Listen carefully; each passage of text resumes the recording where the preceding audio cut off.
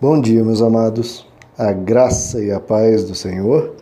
Hoje vamos estudar o Evangelho segundo João, capítulo 11, verso 37, que diz: Mas alguns deles disseram: Ele, que abriu os olhos do cego, não poderia ter impedido que este homem morresse? Bom, queridos, aqui nós vemos, o de sempre. Há o grupo daqueles que veem as coisas com um bom coração. Nós vemos um grupo de pessoas dizendo: vejam como ele amava Lázaro. Mas, queridos, no meio de todas as pessoas, todo grupo humano, tem também aquelas pessoas que veem as coisas de uma forma amargurada, de uma forma crítica, de uma forma, às vezes, até ofensiva. Esse grupo que, em vez de ver o coração de Jesus, em vez de notar o óbvio de que ele realmente se importava, eles questionam: ora, se ele se importava tanto assim, por que não estava aqui para curá-lo? Então sempre tem essas pessoas que vêm com ironias, com críticas, com acusações. Que esse não seja o nosso caso, nunca. Bom, eles perguntam: ora, se ele curou aquele cego de nascença, que nós estudamos em João capítulo 9, por que ele não veio e curou Lázaro antes que morresse? Veja só, queridos, por que foi tão importante essa ressurreição de Lázaro, que, como nós vimos, foi algo planejado por Jesus. Ele foi chamado para vir curar Lázaro. Lázaro estava doente, chamaram Jesus e Jesus propositalmente não foi. Por quê? Porque ele tinha que passar uma lição muito importante. Porque até então os discípulos e as pessoas ao redor viam Jesus como uma pessoa que realizava milagres, que realizava algumas curas, como tantos outros que já haviam existido na história humana. O Antigo Testamento está repleto de casos assim, de curas. E Jesus era apenas mais um profeta, mais um homem que realizava feitos grandiosos, mas feitos com limites. Jesus tinha poder, mas na mente das pessoas ele tinha um poder limitado. Ou seja, dentre os vários limites que eles poderiam talvez elencar ao poder de Jesus, um dos limites ele não pode derrotar a morte. Ainda mais de um homem há 4 dias morto. Esse Jesus aí tem lá o seu poderzinho, mas, não, ele não é tão grande assim, capaz de vencer uma situação tão devastadora como essa. Ou seja, o que as pessoas esperavam de Jesus é que ele impedisse a morte. Mas agora que morreu, não tem mais jeito. Eles nem sonhavam que Jesus poderia ressuscitar a Lázaro. Então Jesus vem justamente para passar essa lição, que o poder dele não conhecia limites. O poder dele era ilimitado. A Deus não há qualquer impossível diante dele. E isso, queridos, trazendo agora aqui para um outro ponto, essa era a lição. Em Deus nós não encontramos limites. E agora uma questão importante, queridos: todo ser humano fica querendo que Deus impeça a morte. E não é esse o propósito dele. Nós não podemos nos esquecer que o propósito de Deus não é impedir a morte física temporária. Não se esqueça que Deus derrotará a morte, ressuscitando a todos. Esse é o plano de Deus. Não é impedir a morte. Como aqui estavam questionando ele. Às vezes as pessoas questionam: por que Deus não impediu a morte da pessoa X, da pessoa Y? Por quê? Era uma pessoa tão boa.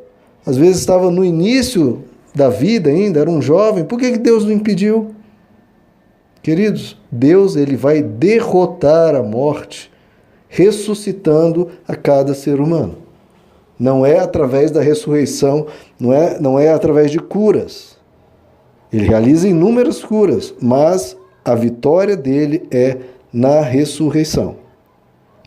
Agora, esse texto é muito interessante porque as pessoas estão questionando: ora, se ele se importava, se ele ama, por que ele não impediu o mal? E essa é a clássica pergunta que sempre existiu na humanidade, é extensamente usada por ateus, por céticos, que é: se Deus é todo-poderoso e Ele nos ama, por que que Ele não impede o sofrimento humano? Ele tem todo o poder, então Ele teria a capacidade de impedir todo o sofrimento. E se Ele ama, se Ele é bom, então Ele tem o desejo de impedir esse mal. E por que que Ele não o faz? Então, há essa pergunta sempre. E a resposta está aqui. Ele, por um tempo, permitiu essa maldade para mostrar a loucura da escolha humana de ir contra a vida. Que ir contra a vida, que o ser humano desafiou esse princípio, ir contra a vida gera a morte. É algo óbvio, mas é o que nós fazemos, Cristo, todos os dias quando pecamos. Nós vamos na direção contrária da vida e esperamos que isso não gere morte, mas é o que gera. Morte de quê? De relacionamentos, morte do nosso caráter, morte da nossa paz. Só vai gerando morte. Então, essa é a lição de Deus à humanidade. O sofrimento grita a nós que o caminho da vida é o caminho correto e o caminho da morte é o caminho errado. Algo tão óbvio assim, mas foi necessário que nós aprendêssemos, porque nós não tivemos a capacidade, ainda não temos muitas vezes, de crer nesse ensino simples e óbvio do Evangelho.